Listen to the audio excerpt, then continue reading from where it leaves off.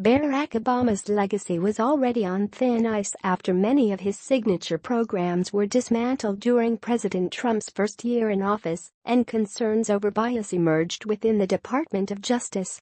Now, another blow to the 44th president's White House tenure has come to light.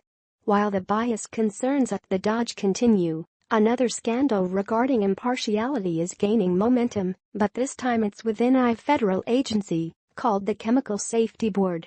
A House investigative subcommittee is directing the EPA to investigate one of the officials Obama appointed while in office after anti-lobbying laws were allegedly violated and the liberal ally tried to influence decision-making in Washington.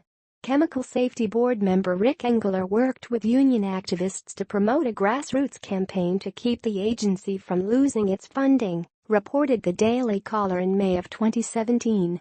Engler's emails further raise concerns about the CSB's impartiality. The CSB dates back to the 1990s and is set up to investigate industrial chemical disasters within the United States.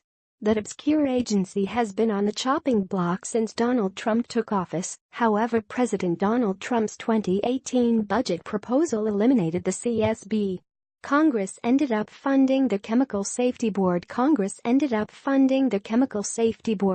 Trump's 2019 budget plan again calls for eliminating the Chemical Safety Board, explained the caller in an updated report. Since the story first broke last year, the House Committee on Oversight and Government Reform has dug deeper into the claims of illegal lobbying by the Obama appointee, and that inquiry just took a very serious turn. It's substantiated. These actions appear to implicate federal provisions restricting lobbying activities by federal officials, Congressman Blake Farenthold wrote in a letter sent earlier this week. In light of this possible breach of federal anti-lobbying provisions, I request that your office investigate this matter and advise the committee as to whether these actions by a Chemical Safety Board member violated any federal law or practice, the Government Reform Committee member declared to the Inspector General of the EPA.